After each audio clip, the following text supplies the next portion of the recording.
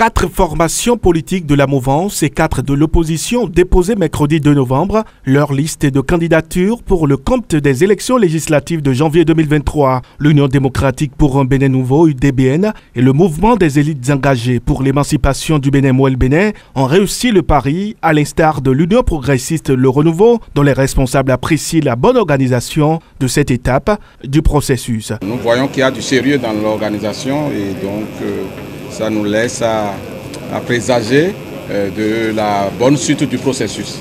Voilà. Donc nous sommes venus avec le dossier de l'Union progressiste Le Renouveau.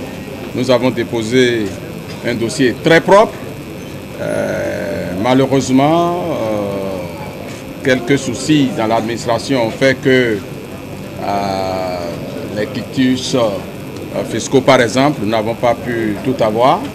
Bon, ça n'empêche pas à cette étape-là le dossier d'être validé. Donc ce dossier est propre en attendant que l'administration continue de se plier en 4 pour que nous ayons le reste des quitus fiscaux que nous n'avons pas reçus. Il y a quelques papiers au niveau de l'ANIP, les CIP, de quelques-uns de nos candidats.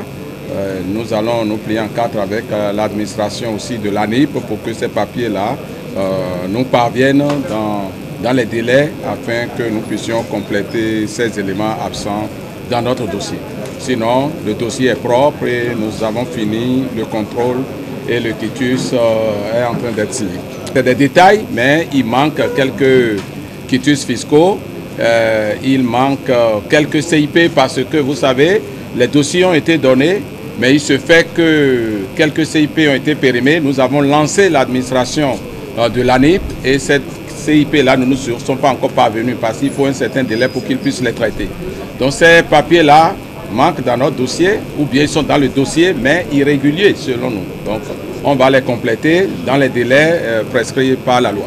Pour le parti Bloc républicain, les exigences légales en termes de respect du genre ont été largement respectées, en témoignent les chiffres annoncés à la presse. Cependant, tous les militants ne peuvent pas être candidats, fait savoir le secrétaire exécutif national du parti du Cheval Cabré qui joue à la carte d'apaisement et appelle à l'unité nationale. Les 218 candidats du Bloc républicain, je veux d'abord souligner que nous sommes allés au-delà de l'obligation légale concernant la présence des femmes sur notre liste. Vous savez que le Bloc républicain a des engagements internes. Nous avons tout fait pour accomplir et pour rester dans les limites de cet engagement. Notre liste comprend donc près de 28% de femmes. De la même manière, nous avons tout fait pour que les jeunes se sentent représentés dans cette liste. Et cette liste comprend près de 45% de jeunes. Je veux me féliciter de ces indicateurs qui montrent qu'effectivement le Bloc républicain peut se targuer d'être le parti des jeunes et le parti des femmes. Il est difficile de satisfaire tout le monde. Parce que nous avons eu des centaines de nos camarades qui ont souhaité représenter le Bénin, les Béninois à l'Assemblée nationale. Il faut se féliciter de cela. Mais en même temps, je peux comprendre que de nombreux camarades qui estiment être en capacité de représenter le Bloc républicain sur ces listes-là n'aient pas été pris.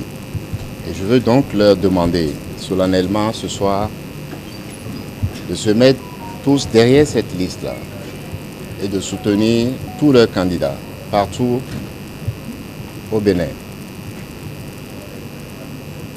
De Karimama à Port-Nouveau, de Kétou à Grand Popo, dans le Zou, dans les collines. Partout, nous souhaitons que nos camarades sortent conformément à notre organisation pour soutenir cette liste que nous espérons victorieuse. Le mouvement populaire de libération compte par ailleurs sur la jeunesse fer de lance du développement du pays. Le parti tire la sonnette d'alarme pour un jeu électoral inclusif, pour une assemblée nationale à l'image du peuple. La jeunesse quelles que soient les embûches, quelles que soient les difficultés que ce pouvoir mettra sur nos routes, nous allons les traverser et participer de façon effective à ces législatives. Et c'est le premier pas que nous venons de poser ce soir. Ce que nous demandons aux organisateurs de cette élection, la Sénat et les autres institutions, c'est leur impartialité. C'est de faire en sorte que le passé douloureux que nous avons en ce qui concerne l'organisation des élections au Bénin ne puisse pas revivre dans nos esprits. Nous sommes prêts et nous tenons à prendre à témoin l'opinion nationale et internationale de ce que aucune manœuvre d'exclusion, d'où qu'elle vienne, ne sera tolérée cette fois-ci par nous et nos militants. Nous voulons simplement que le jeu se fasse en toute transparence, comme nous le voyons ailleurs. La prochaine Assemblée nationale soit réellement une émanation du peuple béninois. C'est ce que nous souhaitons, c'est ce que nous sommes venus dire aujourd'hui à tout le Bénin, à toute la presse que vous représentez. Merci et merci pour tout ce que vous faites et vous continuez de faire. À l'instar des 4 formations politiques soutenant les actions du pouvoir en place, les démocrates, la Force Cori pour un Bénin émergent, la Nouvelle Force Nationale et le Mouvement Populaire de Libération disposent de 12 heures pour une éventuelle complétude de leur dossier, ultime étape avant la publication de la liste définitive des partis pouvant participer aux prochaines élections législatives du 8 janvier 2023.